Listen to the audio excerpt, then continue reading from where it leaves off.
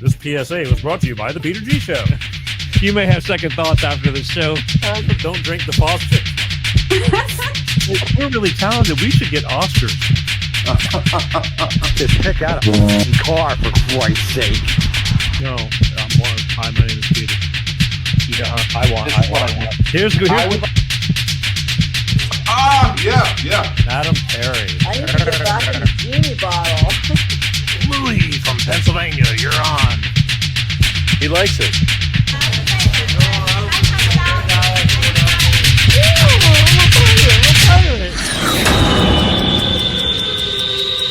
It's showtime.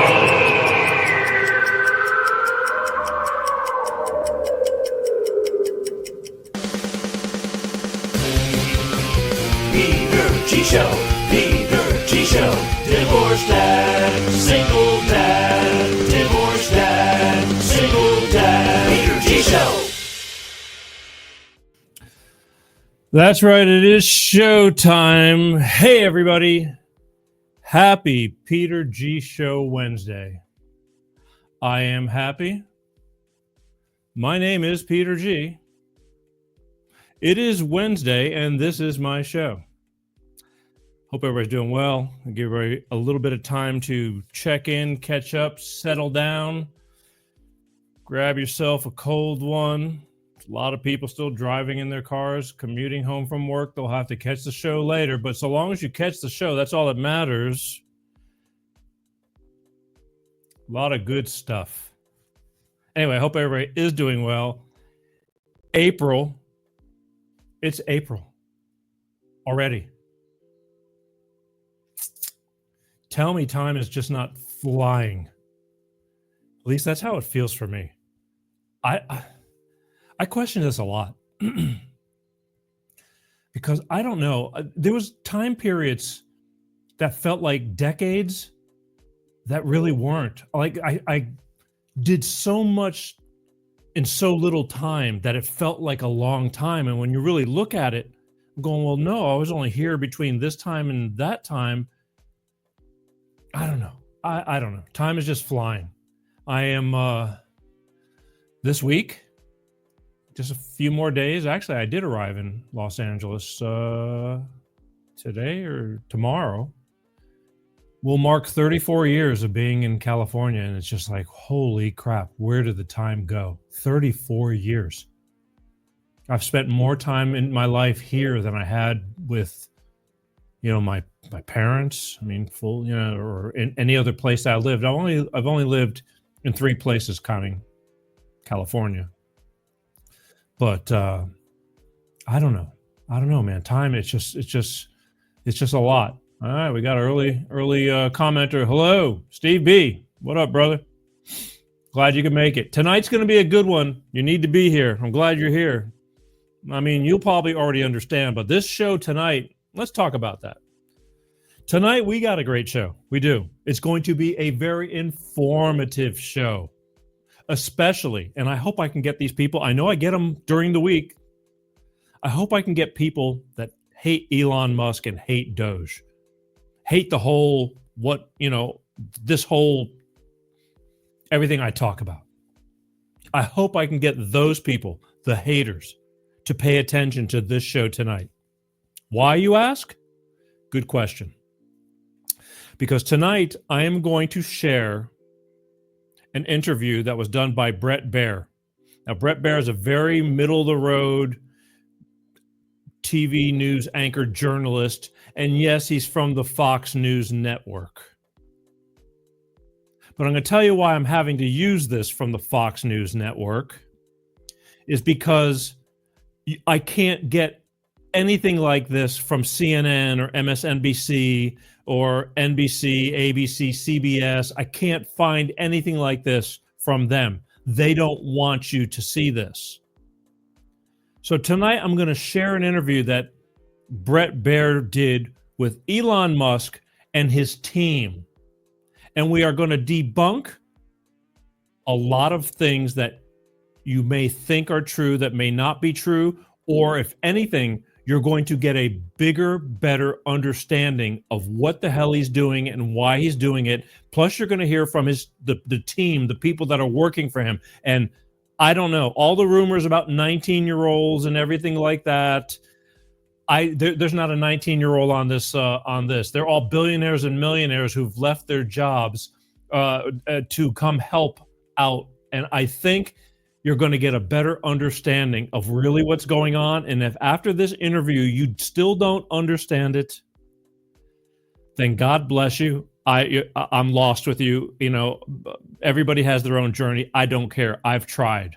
I know that you can't reach everybody. I truly understand that. But I'm telling you, Brett Baer is a very level. He's not one-sided. He's very even Steven. And he's asking all the questions, and you're getting all the answers. Whether you choose to believe it or not, you're hearing it straight from the horse's mouth. And right now, tonight, I'm going to share this interview. It's 38 minutes, and it's the whole stable. It's all of them telling you what they do or what they're doing for Doge, how they're doing it, and why they're doing it, and what they're finding. And for all the impatient people who are like, oh, I'm tired of all the accusations, why aren't everybody getting arrested? It's not that simple. It's just not. They have to figure out who's doing what, who's doing wrong. Then they have to build a case. And they have to prove it. Right now, they're uncovering. It's like, it's real simple. It's like, it's a lot simpler to arrest me because I'm not as complicated as this is. Like, when the cops go to a burglary, all right, it's pretty evident. We found that the place was burglarized. Now they got to do fingerprints. Now they got to see what was stolen. Now they got to try to figure out, who did it. I mean, and they know a lot of this stuff, but again, they're under a microscope. They're being scrutinized all the time. They're watching every move because the left is just looking for every reason to bombard them with crap. So they're doing their job. But tonight's going to be a great show. It is. And I want you to watch. I really hope that you're going to pay attention, especially the haters. Pensacola in the house. Hey, man, good job. It's going to be a good show tonight. You're gonna like this. So I hope you can stick around. I'm telling you, it's going to be great. Speaking of great shows, this one caught me off guard. I'm very, very blessed and lucky to have it. Next week, April 19th. Let me get this right. Next week, April 19th, I'm going to have veteran rock journalist Steven Rosen on this show. Yeah, that's right. Steven was lucky enough back in the early days of Van Halen with Edward Van Halen. He spent 26 years hanging out, writing about writing about Eddie, and just they were friends. They became friends. I mean, so this is a book, and this is a really nice book. We'll talk about that in a second. He's going to talk about his 26-year journey with Edward Van Halen, and we're going to talk to Steven about this and the stories and what it was like hanging out with the greatest guitarist of all time, or one of them, that's for sure. But right here, next Wednesday, April 9th, legendary rock veteran journalist Steven Rosen talking about the GOAT, Eddie Van Halen, Edward Van Halen, Tone Chasers. This is his book, and this is a nice book. This by far has to be one of the largest books I've ever been sent, and it's a nice book. I mean, it's like three-dimensional. I mean, honestly, even the box it came in was beautiful. This is a big, big book. I mean, look at how thick that book is. And lots of stories right here. And I'm really lucky that Steve contacted me and asked, if I'd be interested. And I said, yeah, sure would. We all grew up around this. Join me next Wednesday, April 9th, when I have guitar journalist Steven Rosen talking about this guy right here, Edward Van Halen, in his book, Tone Chasers. All right? Think you're going to like it. Little something different, but that's all good. Please, a reminder, subscribe. I got to keep going. I mean, I get beat down every week from YouTube, and I mean, I'm always doing something wrong. Even this show tonight, if they don't tear it down because I'm sharing this special interview, but I don't know if they're going to allow me to. But I'm glad if you're watching it, you get to watch it and take it. It'll be on other platforms that don't get taken down, but it's a great interview. But I'm getting beat down constantly by them. And I just need you to keep subscribing to YouTube. It's free. To the official Facebook Peter G Show page. Hit the follow, especially if you want to comment live during the show. There's only a couple of places that you can comment live, just as Lonnie commented just a minute ago and Steve B commented a minute ago. That's what you can do. And if you have something to say, I can see it, in real time, pretty much most of the time. And I can answer your questions, or you can say whatever you want to say. But I need you to please, please, please like, share, follow. The follows and the subscribes are the most. I got to keep building because God knows it's a rough world out there. And for those of you that are busy, I know life is a bitch. I told you a couple of minutes ago, there's people still sitting in their cars commuting home from work right now because it's still early here in Southern California. It's only a little bit after 6 p.m. If you missed the Peter G Show, you can always watch the show on demand anytime you want afterwards. We're on 11, 12 different video platforms, but mostly if you're in the car, put an earbud in your ear, listen through your speakers, search Google Peter G Show podcast, take the audio version on the road with you. You can listen to the shows while you're walking, exercising, while you're at work. Work is boring.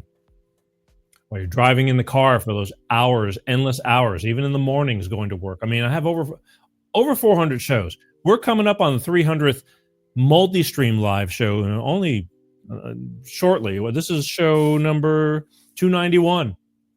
So we're only a few shows away from 300 shows of this version, but there's another 100 plus that were before all this Hollywood came about. Well, it was just a different style, and I finally started numbering everything.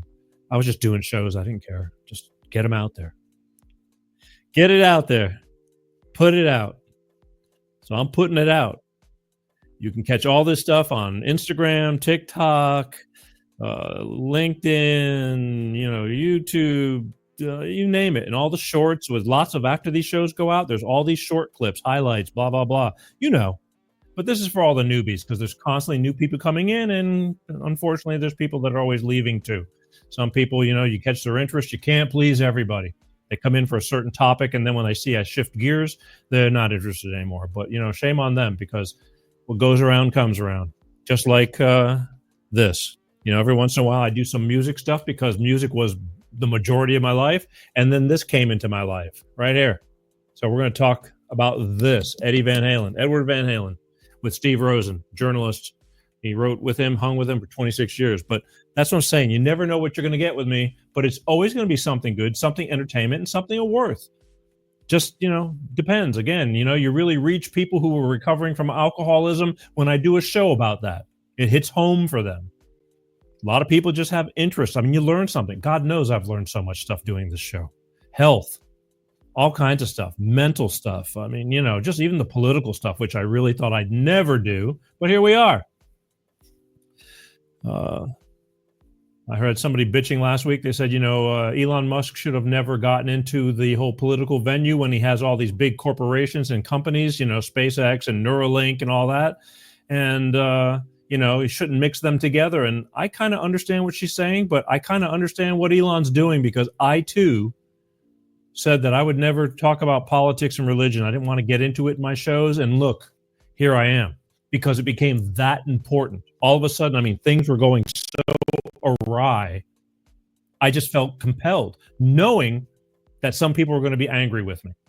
You can't please everybody. But that's the choice I made and the risk I decided to take, and that's okay. Because I know when the stuff that comes out, I feel good that I'm putting something out that is going to help somebody, period. And if you don't have the tolerance or the mental stability to take the good with the bad, then so be it. It is what it is. Life is short. I'm enjoying it. Anyway, so that's what's going on. But just in a minute, look, I want to, is there anything else? No. Good. All right, here's what's going to happen. We're going to take a quick break. I want to hear from my good friends over at Clean Star Products with their money-saving fuel additive DX1 driver, and we'll be back in a minute, and then we're going to get to the nitty-gritty. And don't go away. I'm telling you, this is really going to be important, especially gather your haters around. Get those around. This is going to be something that they need to watch. It's for their own good. I hope they can handle the medicine, all right? We'll be right back. Hello, I'm Tyrone Thompson of CleanStarProducts.com. This is DX1 Driver in the news, and here's what our friends have to say. So I'm here to recap on the DX1 I've used. I put it in the oil and I put it in the gas. While I'm using it just for about 3 tanks. Cleaned everything out. I got every ounce of power back in my truck. When Jared's truck was new, it had a lot of power. Then over time, it began to slow down. He got it all back with our DX1 Driver program. Something you got to see for yourself. It's a great product. It's affordable. And it blows all the other additives and esters out of the water. DX1 Driver is the finest oil in the world from a California environmental company. It goes into the fuel system and the oil. It's the only green grade product qualified for the carbon credits program, giving you better fuel mileage, lower emissions, and increased horsepower. So join the fuel savings revolution today. Go to CleanStarProducts.com/shop.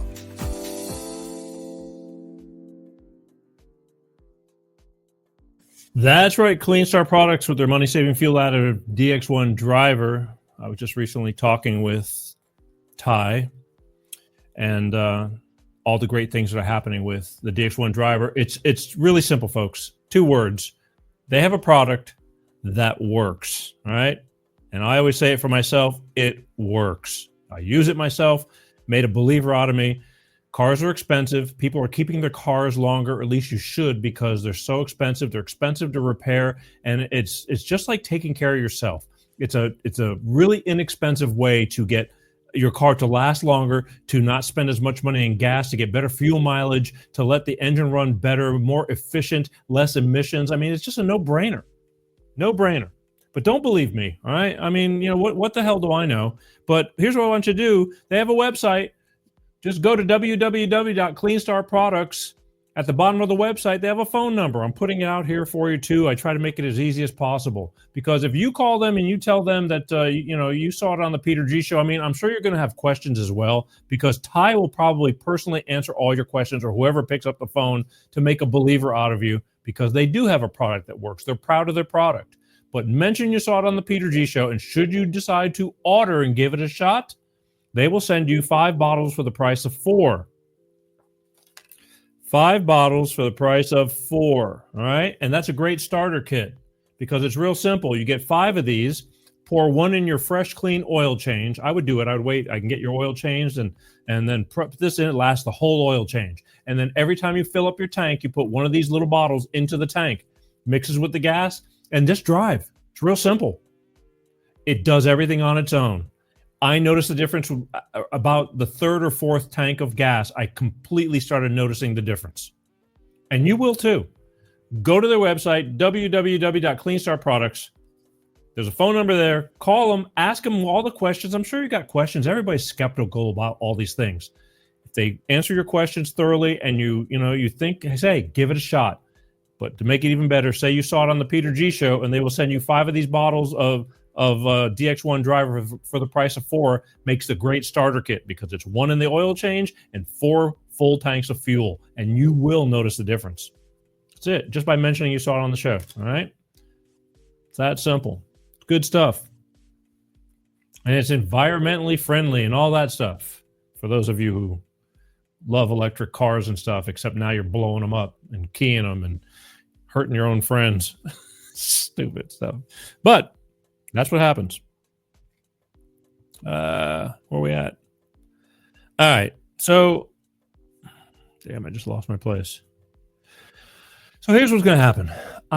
First, almost screwed up. I'm getting thirsty. Oh. Smooth. Yeah, baby. Speaking of octane. So tonight I'm going to let you watch an interview from Brett Baer.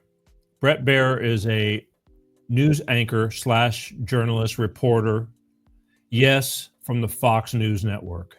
And before you go blowing a lid, all you haters, I'm telling you the only reason I'm using it from Fox is because no other media outlet has done an interview like this. So it's in your benefit to hear this. Because in my opinion, this is the interview that they don't want you to hear. They don't want you to know what's really going on. They just want you to believe the shit they're spewing out of their mouths to make you angry, to hate. And after this interview, if you don't like it and you still think that it's all crap and you still want to hate, so be it. But I need you to watch this. This is for your own good. And again, some of you just will never understand. But that's the way it goes. So here's what's going to happen. I'm going to let you listen to this, watch it. And I know you're going to get something really good out of this. I do, because I truly, I mean, again, I learned something out of it, and I'm for the whole thing, whether you like it or not. I believe in it. I believe that we voted to strip down this stuff, and there's going to be some bumps in the roads, and it's going to take a little bit of time to rebuild something that has totally gone awry for decades. And now we're getting into the nitty gritty. I mean, when you go have a surgery, it takes a while to get back up on your feet. Well, this is what's going on. But yet, in the end, you eliminate the reason you had the surgery, to keep you alive and better. So that's what's happening. But this is what we're going to do. I want you to watch this. Please enjoy it. Take it in. Share it with your friends. You can YouTube it and just go directly to this thing. I just borrowed it. I hope they don't hate me for it. I'm trying to share and spread the word because I truly believe this is where we need to be. So again, I'll see you in a bit and enjoy this. All right, there we go. Thanks for having us and doing this. I know there's a lot of interest in this. First, let me start with you, Elon. What are the budgetary savings goals, and how much do you think you've achieved so far? Our goal is to reduce the deficit by $1 trillion. From a nominal deficit of $2 trillion to try to cut the deficit in half to $1 trillion, or looked at it in total federal spending to drop the federal spending from $7 trillion to $6 trillion. We want to reduce the spending by eliminating waste and fraud, reduce the spending by 15%. Which seems really quite achievable. The government is not efficient, and there's a lot of waste and fraud. So we feel confident that a 15% reduction can be done without affecting any of the critical government services. I'm going to talk to all the guys. If not making it better. I'm going to talk to all the guys here about the specifics. But for you, what's the most astonishing thing you've found out in this process? The sheer amount of waste and fraud in the government. It is astonishing. It's mind-blowing. We routinely encounter wastes of $1 billion or more, casually.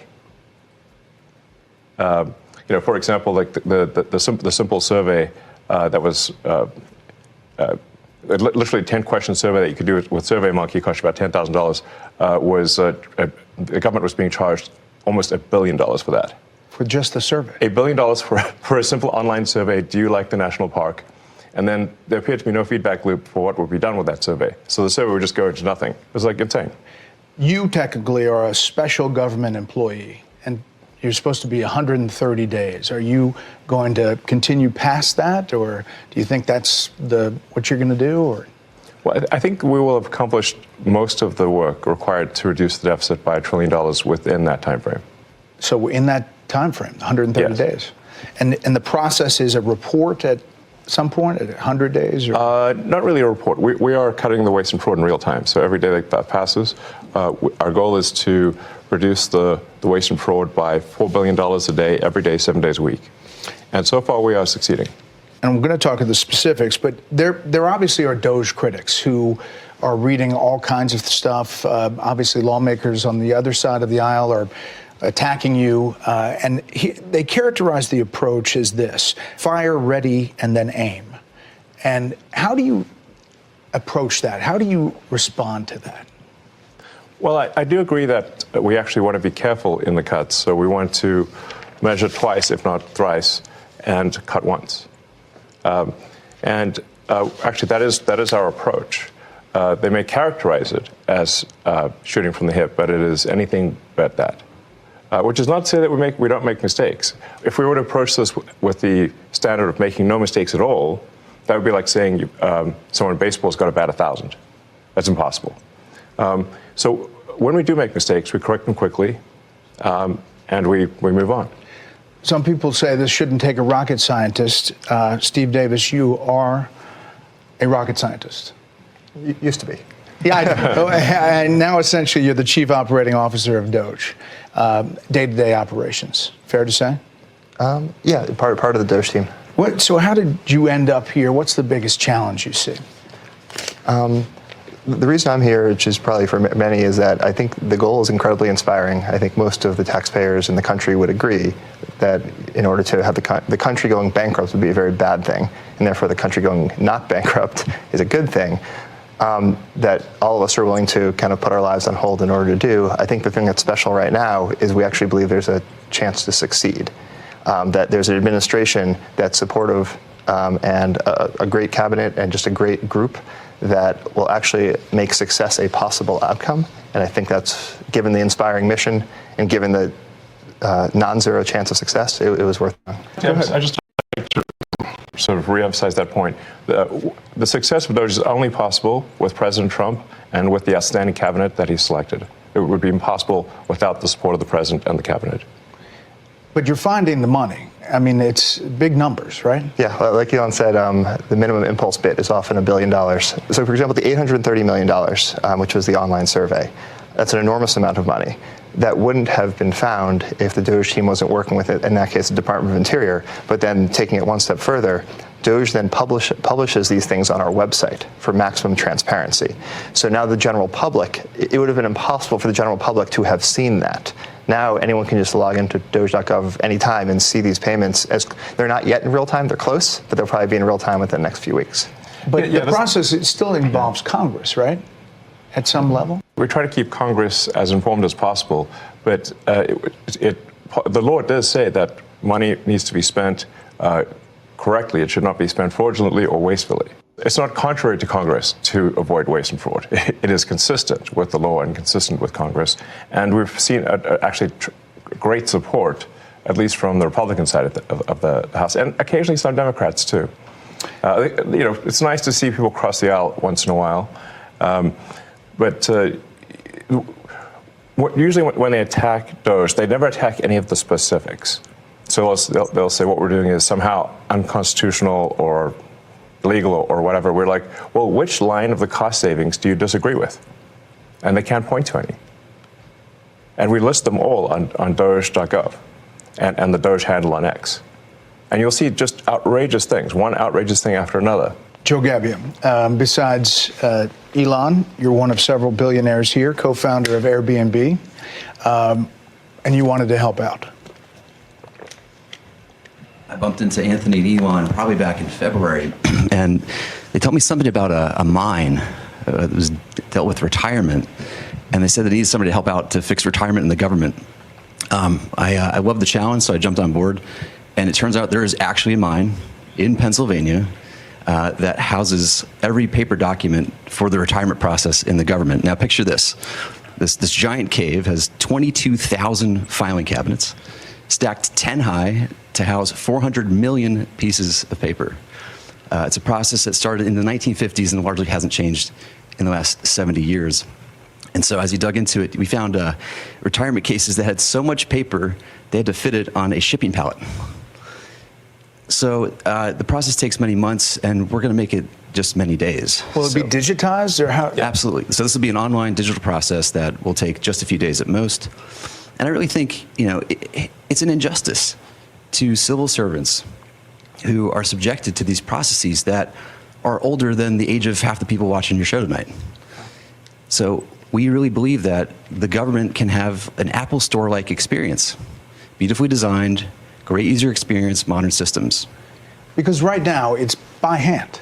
Yes. The retirement process is all by paper, literally with people carrying paper in manila envelopes into this gigantic mine. So they can't retire more than a certain number every month? Yes. About 8,000 a month. That's how the reason we discovered it was we were saying, like, well, let's encourage voluntary retirement. They said, well, the most they could do is 8,000 a month. And even under normal circumstances, it can take 6 to 9 months just to have your retirement paperwork processed, and they often get the calculations wrong. So we're like, well, why would it take so long to retire? And they're like, well, because of the mine. And we're like, what do you mean a mine? What's a mine got to do with retiring?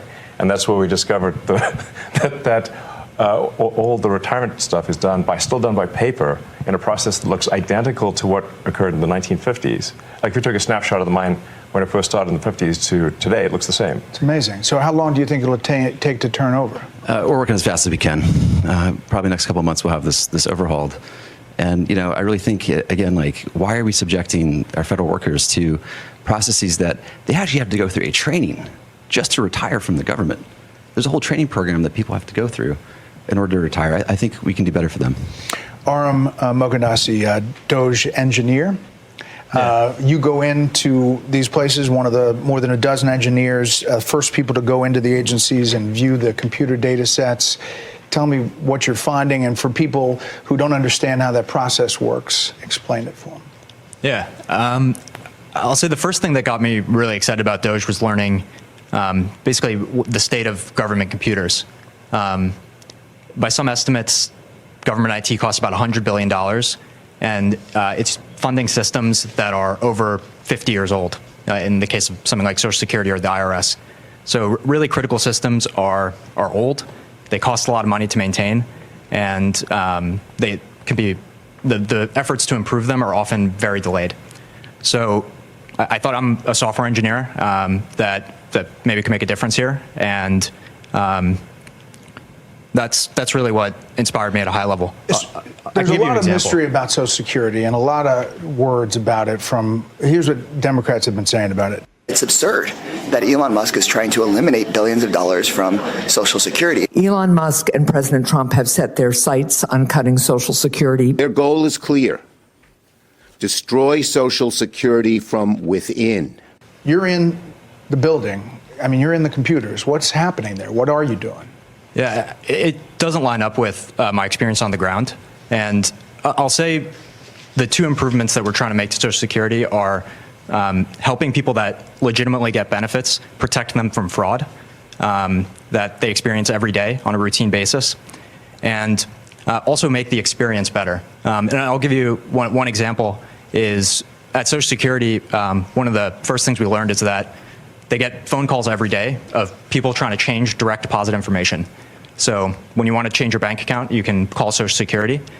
We learned 40% of the phone calls that they get are from fraudsters. 40%? That's right. Almost half. Yes, and they steal people's Social Security is what happens. Is they call in, they say, they claim to be a retiree, then they convince the Social Security person on the phone to change where the money's flowing. It actually goes to some fraudster. This is happening all day, every day. And then somebody doesn't receive their Social Security. It's because of all the fraud loopholes in the Social Security system. How do you reassure people that what you all are doing is not going to affect their benefits? No, in fact, what we're doing will help their benefits. Legitimate people, as a result of the work of Doge, will receive more Social Security, not less. I want to emphasize that. As a result of the work of Doge, legitimate recipients of Social Security will receive more money, not less money. All right. I want to emphasize that point and let the record show that I said this, and it will be proven out to be true.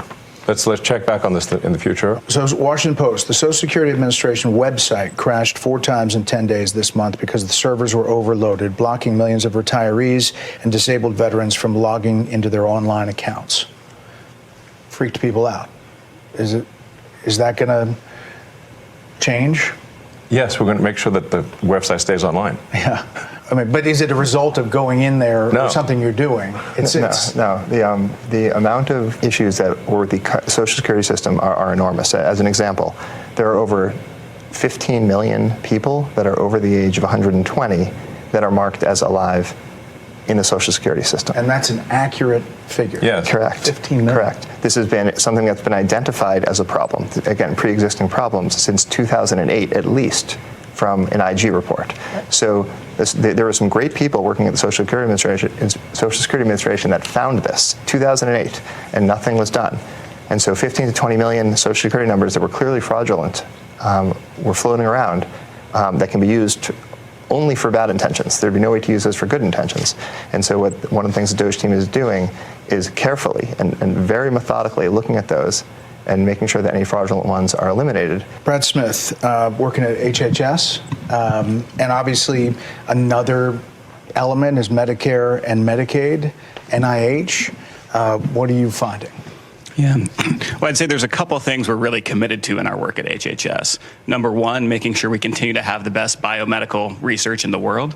And number two, making sure, which President Trump has said over and over again, that we 100% protect Medicare and Medicaid. But there's a lot of opportunity. So if I take NIH as an example, today, if you're an NIH researcher and you get a $100 grant at your university, today you get to spend 60 of that and your university spends 40 of that. The policy that we're proposing to make is that you get to spend 85 of that and your university spends 15. So that's more money going directly to the scientists who are discovering new cures.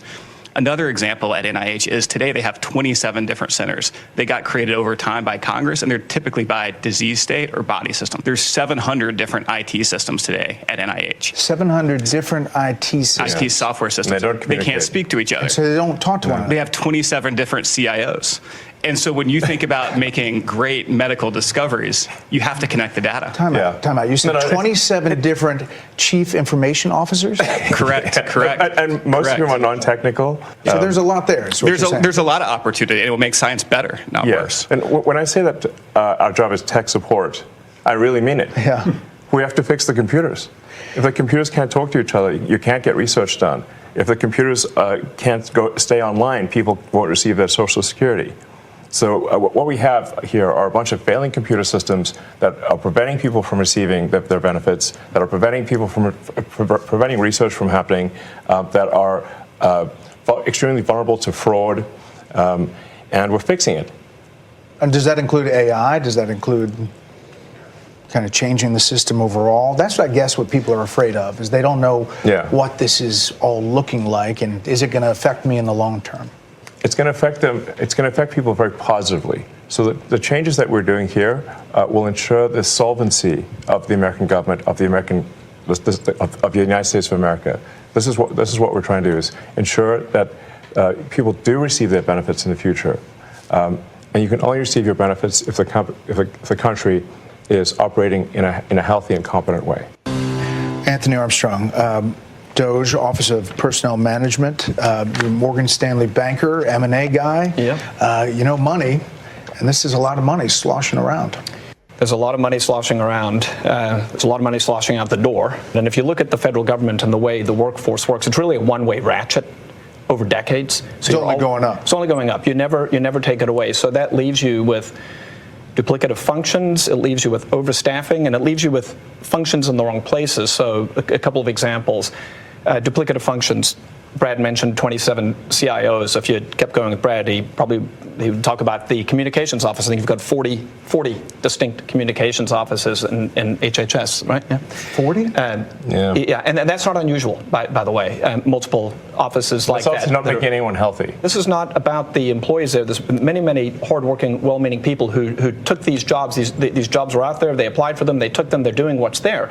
It's just that they're duplicating the effort of 40 offices. So you've got that. You've got overstaffing. A good example of overstaffing would be the IRS has got 1,400 people who are dedicated to provisioning laptops and cell phones. So if you join the IRS, you get a laptop and a cell phone, you're provisioned.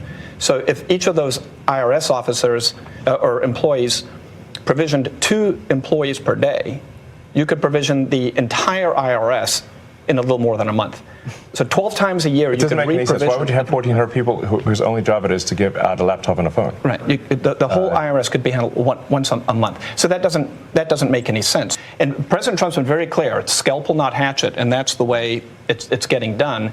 And then once those decisions are made, there's a very heavy focus on being generous, being caring, being compassionate, and treating everyone with dignity and respect. And if you look at how people have started to leave the government, it is largely through voluntary means. There's voluntary early retirement, there's voluntary separation payments. We put in place deferred resignation, the 8-month severance program. So there's a very heavy bias towards programs that are long dated, that are generous, that allow people to exit and go and get a new job in the private sector. And you've heard a lot of news about rifts, about people getting fired. At this moment in time, less than 0.15, not 1.5, less than 0.15 of the federal workforce has actually been given a RIF notice. So they're selected if they're leaving. It is basically almost no one's gotten fired. That's what we're saying. Tom Krause, working at Treasury, you are having access to the payment system, oversees all the outgoing payments. Essentially, those payments were going places we didn't know where they were going, right? Yeah, unfortunately, that's the case, Brett. As an ex-CFO of a big public tech company, really what we're doing is we're applying public company standards to the federal government. And it is alarming how the financial operations and financial management is set up today. There is actually really only one bank account that's used to disperse all monies that go out of the federal government. Time out. One bank account. It's a big one. It's a big one. It's a big one. It's a big one. A couple weeks ago, it had $800 billion in it, but it's the Treasury General account. So when you hear, some of my colleagues here, what they're talking about in terms of the fraud, you have to ask, well, why is this allowed to happen at a financial level? Well, it's actually quite simple but alarming. The Treasury, up until now, and thanks to President Trump, we're fixing this. In fact, there was an executive order that he just signed the other day, which is protecting America's bank account, because it really is the taxpayers' money. One, we're changing the culture. The culture is been not a lot of caring and not a lot of commitment to doing what's right relative to financial operations. There's a $500 billion of fraud every year. There's hundreds of billions of dollars of improper payments, and we can't pass an audit. The consolidated financial report is produced by Treasury, and we cannot pass it on. We have material weaknesses. What that means is that if I was a public company CFO, I would effectively be removed. I couldn't file financial statements. I couldn't issue securities, which of course we depend on. Can't pass an audit. Right. The federal government cannot pass an audit. It's impossible. In fact, in order to pass an audit, you need the information necessary to pass an audit. You need to have the payment codes, you need to have the payment explanation, and you need to have a person you can contact to understand why that payment was made. None of those things were mandatory until just recently, just a few weeks ago. In fact, maybe last week? Yeah, we're serving 580 plus agencies. And up until very recently, effectively they could say make the payment and Treasury just sent it out as fast as possible. No verification. And so what we're doing is what any household would do. But imagine you're a household, you have a bank account, everyone has an ATM card connected to that account, everyone has a checkbook connected to that account.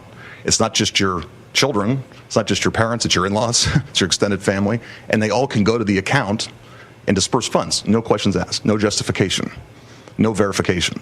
Hassan, Interior Department, you're a former oil company CEO. You're reviewing contracts before they're approved for funding. What are you finding? Well, Elon and Steve kind of stole my thunder a little bit, but I actually found that customer service survey contract. I actually have an example of one right here. I could have done this in high school. And is that right? I found it. Is that bad? I found it on the weekends because under the Biden administration, there was no departmental oversight within the Department of Interior whatsoever. None. We are now reviewing every single contract, every single grant, and when things come to my attention that don't make sense, I'm bringing them to Secretary Burgum, and he's been fantastic. He's a businessman. He's very supportive of Doge. It's been wonderful to work with him. Is the battle between government of decades of buildup and business, which you guys are, is that like a train hitting each other? I mean, it seems like it's pretty disruptive. Well, this is a revolution, and I think it might be the biggest revolution in government since the original revolution. But at the end of the day, America is going to be in much better shape. America will be solvent. The critical programs that people depend upon will work, and it's going to be a fantastic future. But are we going to get a lot of complaints along the way? Absolutely. One of the things I learned at PayPal was you know who complains the loudest and with the most amount of fake righteous indignation, the fraudsters. It's a tell. There's some of these NGOs that are crazy, like the $2 billion to Stacey Abrams' NGO that basically didn't exist and suddenly gets $2 billion awarded from the federal government. She says, why? And there are many such cases like that. I think that most people, common sense wise, would say the fraud's got to end. Yeah. They're concerned about the 94-year-old mother who skips a check or somehow doesn't get what she's supposed to get. Right. And what we're trying to say is actually that the 94-year-old grandmother is actually, as a result of Doge's work, going to get her check. She's not going to be robbed by fraudsters like she's getting robbed today. And the solvency of the federal government will ensure that she continues to receive those Social Security checks, that Medicare continues to work, without which we're all doomed. The reason we're doing this is because if we don't do it, America's going to go insolvent. We're going to go bankrupt. And nobody's going to get anything. Why are you guys all doing it? I mean, you can pipe up, but you don't have to be here, right? I mean, you don't have to be doing this. I have blessed with 4 beautiful children, my wife and I. But we have a real fiscal crisis, and this is not sustainable. And what's worse, back to my children and everyone else's children, is we are burdening them with that debt. And it's only going to grow. Steve, there's not a lot of hierarchy here. You guys are kind of all approaching it in different, silos, but with the same kind of goal, right? I mean, this is really Silicon Valley, private sector colliding with government. Yeah, exactly. And we're headed in a bad path, but the chance of success exists. And just the one that just is in my head right now, which is a fairly mundane one, but I think is very illustrative, is credit cards. There are in the federal government around 4.6 million credit cards for around 2.3 to 2.4 million employees. This doesn't make sense. Right. And so one of the things all of the teams have worked on is we've worked with the agencies and said, do you need all of these credit cards? Are they being used? Can you tell us physically where they are? I hope they're getting frequent flyers. Actually, on a different note, the rewards program the federal government has is actually not very good. That's a whole other... It's a negotiation. Sure, yeah, exactly. But so far, the teams have worked together, and they've reduced it from 4.6 million to 4.3 million. So we're taking it easy. But clearly there should not be, more. There should not be more credit cards than there are people. Yeah. Joe, middle-level employees, are they seeing a benefit to being empowered by taking out bureaucracy? I mean, absolutely. I mean, I think what you're seeing is taking the best of Silicon Valley and the business world and bringing it into the government. We're bringing the best practices and the best methodologies, and people are inspired. Right, especially on the retirement process, which I can speak to. They've been trying to modernize and get off of paper since early 2000s, very unsuccessfully. Every attempt has gone over budget and been canceled because it hasn't been successful. And so, I showed up and I feel like I'm here because it's an interesting problem. We can use design to solve it and good engineering, and really create a better experience for everybody. We're talking about elementary financial controls that are necessary for any company to function. So, like, if the federal government, if a commercial company operated the way the federal government does, then it would be immediately go bankrupt. It would be delisted. The officers would be arrested. The changes we're putting in place will enable the federal government to pass an audit. It will enable taxpayers to know where the money is going and know that their hard-earned tax dollars are being spent well. The ways that the government is defrauded is that the computer systems don't talk to each other. So if the computer systems don't talk to each other, then you can exploit that gap, and fraudsters exploit that gap to take advantage. For example, there were over $300 million of small business administration loans that has been given out to people under the age of 11. Well, actually, to add to it, it's 300 million under the age of 11 and over 300 million to over the age of 120. Definitely. Small business loans. Correct. Yes. The oldest American is 114. So it's safe to say if their age is 115 or above, they're fake. Or they should be in the Guinness Book of World Records. And we should not be giving out loans to babies. So The youngest recipient of a Small Business Administration loan is a 9-month-old, which is a very, very precocious baby we're talking about here. So obviously it was just fraudulent.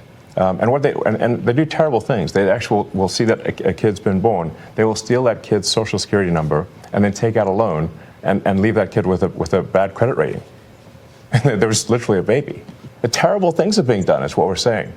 And how we're stopping these terrible things. And you can stop it? I mean, we are stopping it. The reason this is Absolutely. happening is because the two systems are not talking to each other. Yes. Right? And so you don't know at the Small Business Administration that you're giving a loan to a 9-month-old, which happened in one case, because you're not cross-referencing that with the Social Security Administration data that has birth dates. So that very, very simple fix eliminates tremendous fraud. And that there are multiple systems across the government where the systems are not speaking with one another. And if you just solve that simple problem, you would solve a huge amount of fraud. Are you surprised? So one of the ways that, like one of the key tricks that the fraudsters pull is that they will use the fact that someone is marked as live, and as sort of just that social security number is marked as live in Social Security, and then get disability and unemployment insurance for a dead person. Because the databases don't talk to each other, all they got was from Social Security is like, is this person alive? Yes, they're not alive. It's falsely marked. Person is falsely marked as alive in Social Security, but they didn't. But that person, a fraudster can now get unemployment and disability from a dead person. This is happening all the time at scale. Are you surprised at some of the legal efforts and some of the judges that have weighed in? There's about 8 or 10 now of these cases that are at least temporary holds. They're being challenged by the DOJ. Right. Are you surprised by that pushback? Well, it's the D.C. Circuit is notorious for having a very far-left bias. And when you look at the people close to some of these judges, where are they working? Oh, they're working at these NGOs. Oh, they're the ones getting this money. Does that seem like a system that lacks corruption? It sounds like corruption to me. Last thing, do you guys all see this as a patriotic duty? I mean, is that really what this is about? It's essential.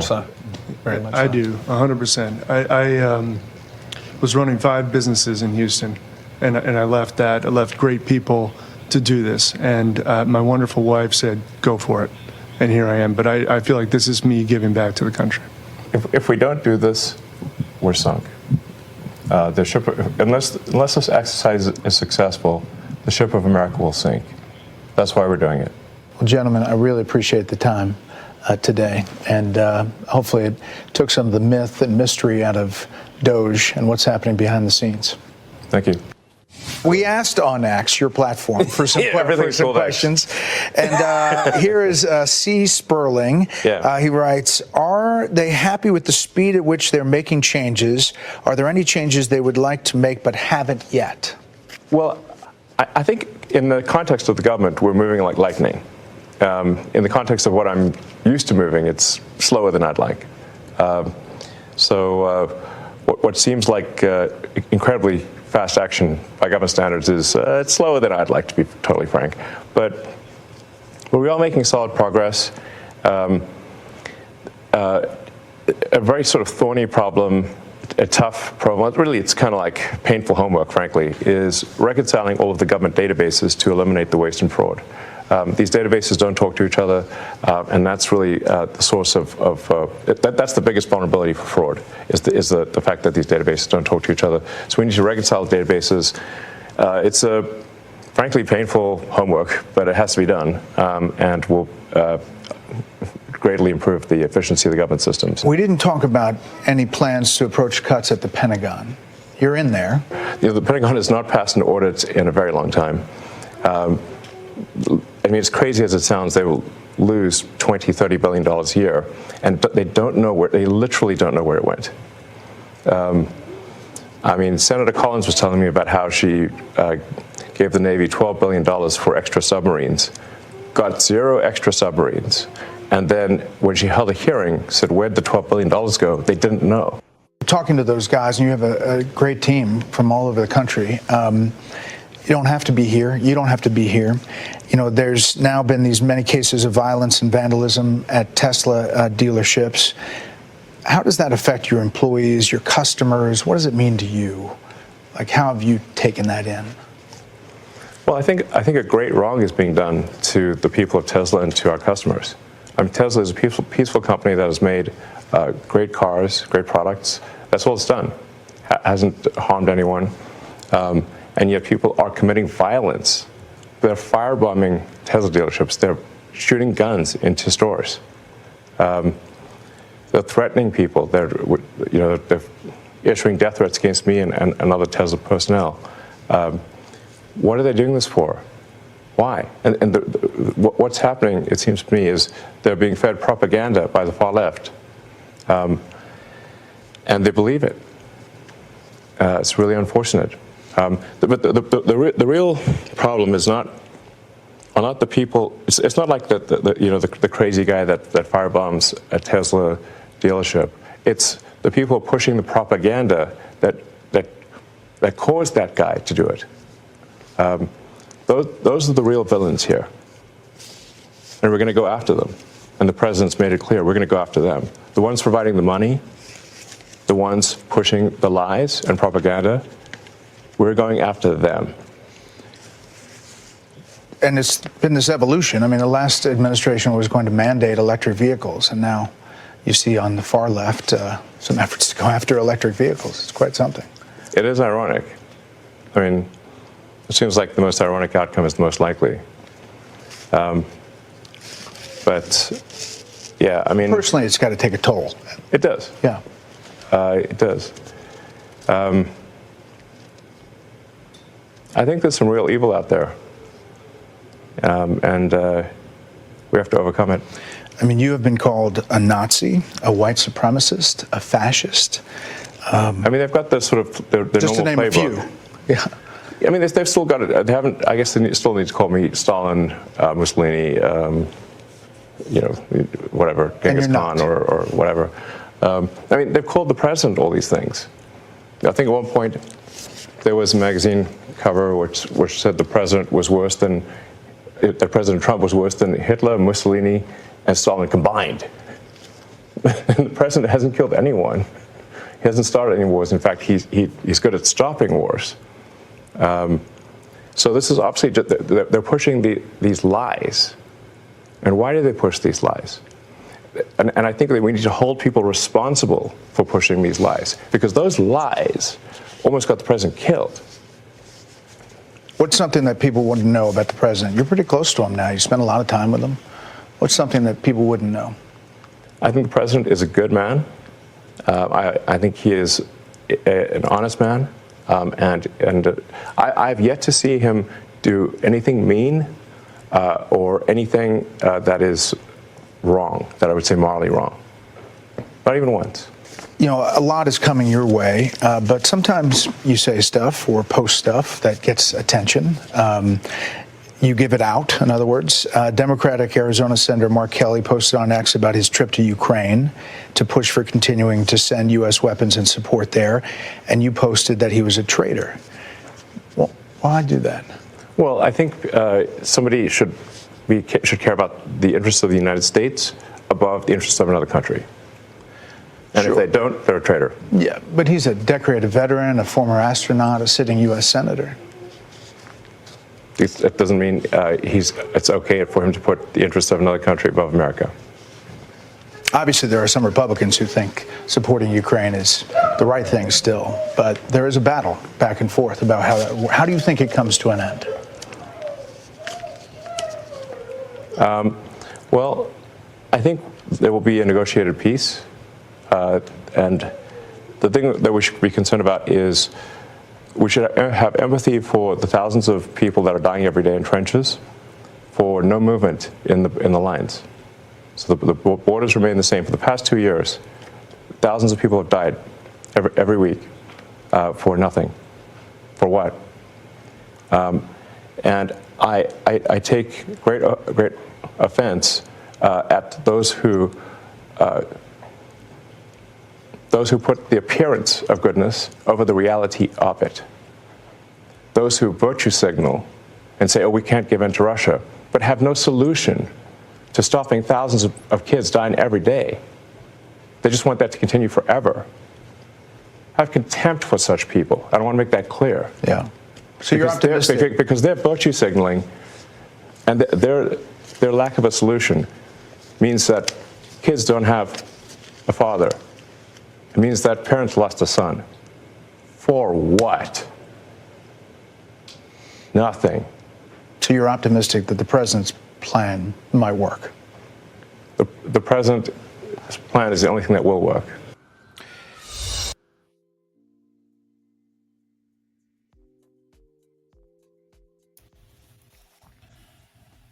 Well, I think it helps spell a lot of the myths that have been fed to a lot of people, which again, I can't blame these people because the news is really good at shoving a bunch of bullshit down your throat. It's just sad. It's sad. You can easily go find this interview and more on YouTube. Just look up Brett Baer, Doge interviews, whatever. But a lot of people do not see this, are not going to see this, and don't want to see this because they want to stay in their hatred. They've been so programmed to hate. I don't see. Tell me that there's some vindictiveness in these people that, and by the way, I didn't see any 18 and 19-year-olds. I mean, I'm sure there's a bunch of people working under these people, but these are all rich, really smart people that walked away from their careers for a short period of time to help us, to help this country for free. For free. I don't see the evilness in this interview. I just don't. So either they're really good bullshitters or they're telling the truth. And I just feel like they're telling the truth. I get it. I never thought I'd be sitting here talking about this stuff, but it's so important. I'm not doing this just to get clicks and likes. I mean, if I did, I'd be way more over the top. I'd probably be on the left pushing all the bullshit. I just can't do it. I can't do it. Truth and love. More important to me than anything. At the end of the day, when you're dead and gone, what will they say about you? Not that it matters, but even now, it's like, I mean, I got people. It's like, oh, Peter's this, Peter that, or God bless Peter. I'm trying. I don't care. I don't care if you don't agree with me. And I don't dislike you if you don't agree with me. There's the difference. Because I totally understand what they're doing to feed your brain. I mean, I think more people need to be like Calex. Like the Peter G Show live stream, everybody. Just like, follow, share. Subscribe. But if you're going to tell me that, they seem very insincere and it's all baloney, well, then, like I said, God bless you and you're on your own journey and go. I mean, believe what you want to believe. I'm here to help those who just never saw. They go, I didn't know. There's so many people. You have no idea how many things I see out there that's like, I didn't know that. I only knew what was told to me. And then you point something out to somebody and they go, wow, okay, I didn't know that. Really? It happens a lot. It happens a real lot. Salute to the truth, to stability and love of the country and love thy neighbor. Everybody. It's making me crazy. I mean, I got a lot of people. Not a lot, but a handful of people that, I mean, they're acquaintances. They're not really friends, but I've known, and we've still known each other through the decades that just are looking at me going, friggin' Peter. And I'm going, sorry you don't agree. It was not like we had any in-depth relationship, but we've known each other as kids, hanging out as teenagers and all that kind of stuff. And they totally, but I'm not going to what you think of me is your thing. I don't care. I don't care. I have no ill will against you. Salute. Love you guys. Oh, for Paul, smooth. My buddy, it's funny.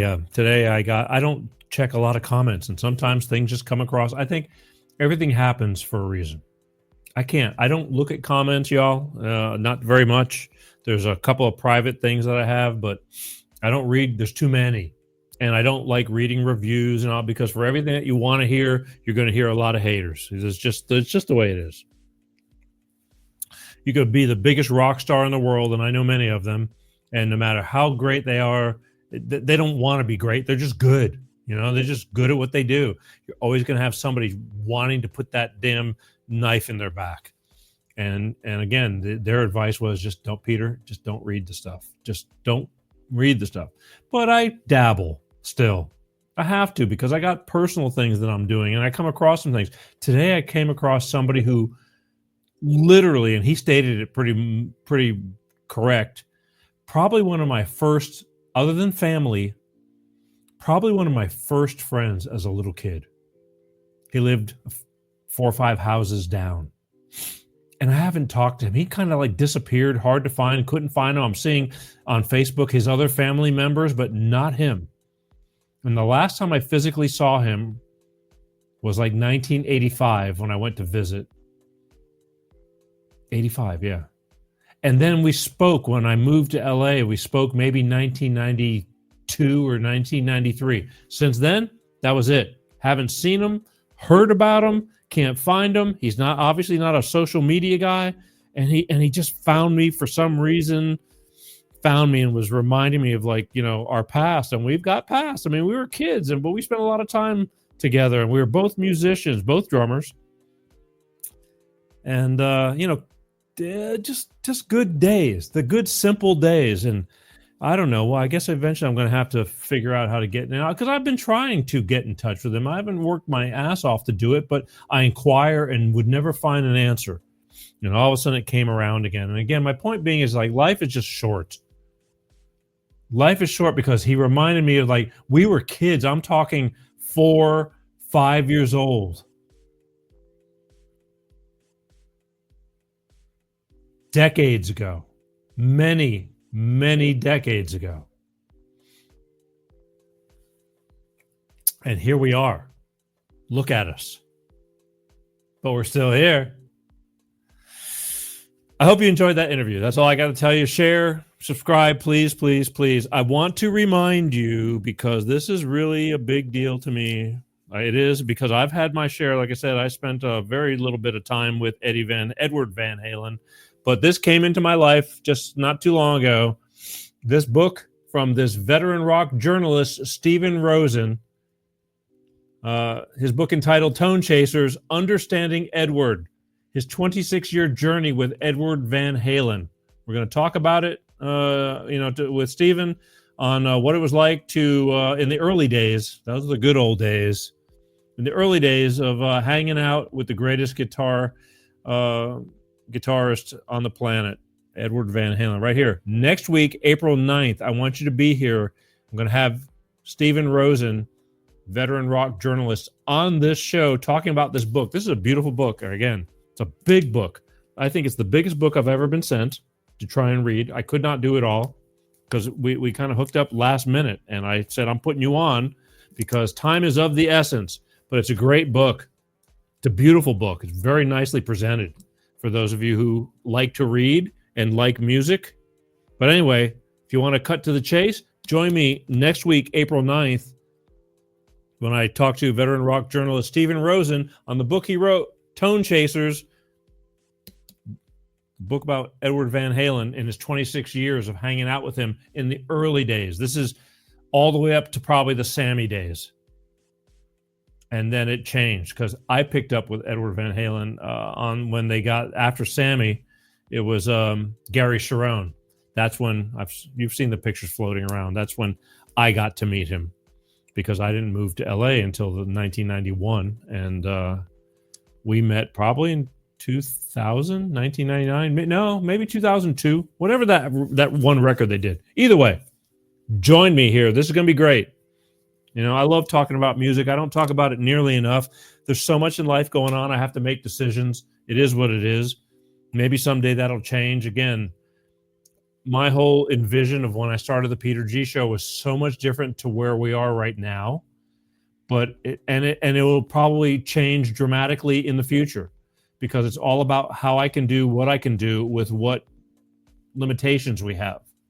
But I bring you as much as I can, and I hope it's important. I hope you appreciate that. Some do, won't.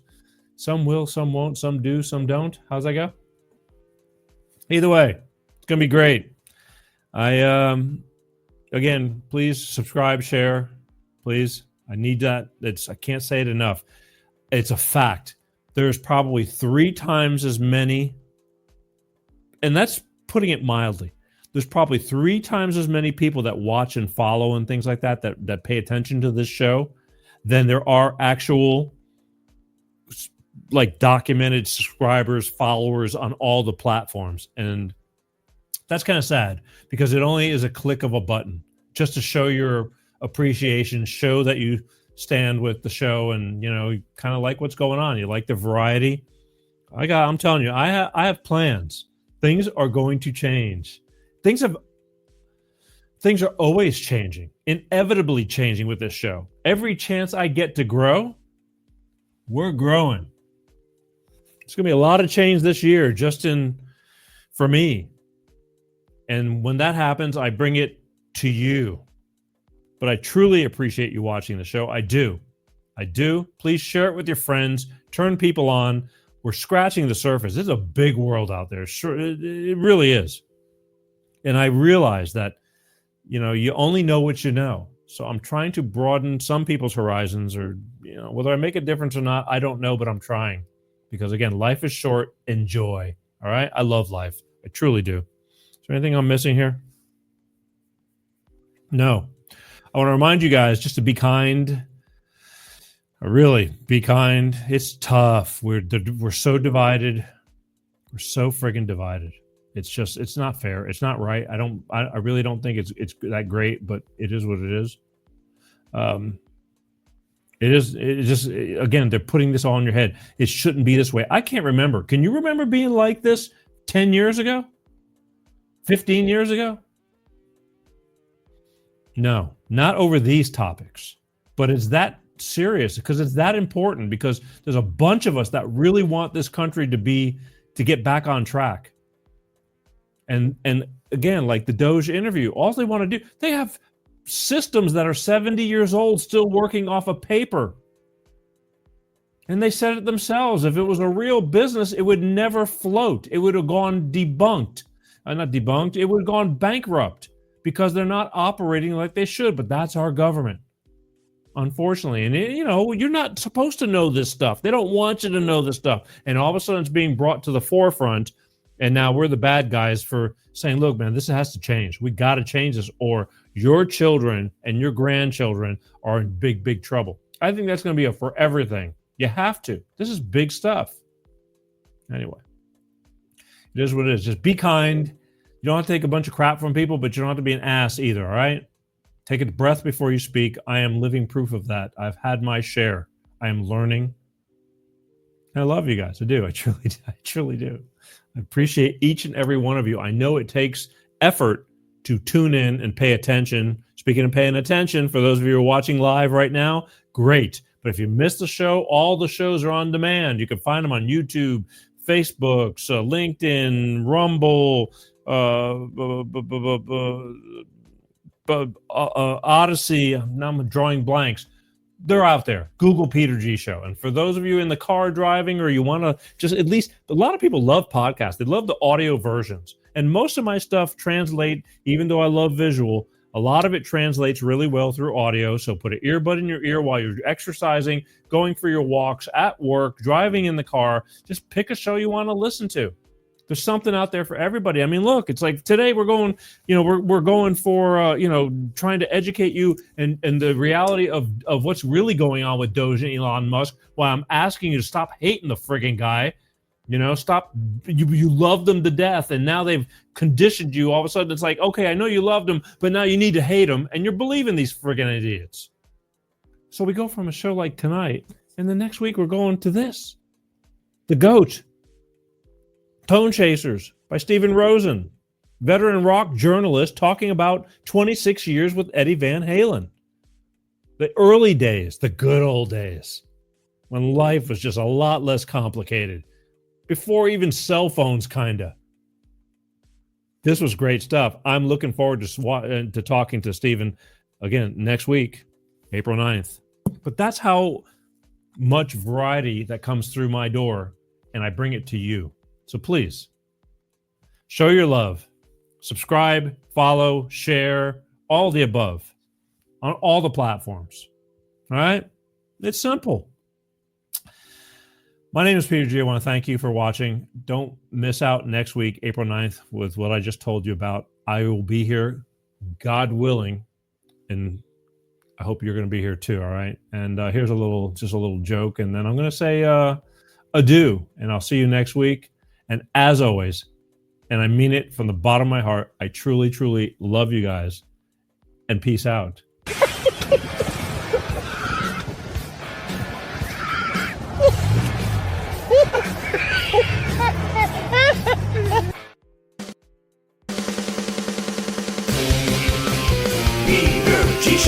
Peter G. Show, divorced dad, single dad, divorced dad, single dad, Peter G. Show.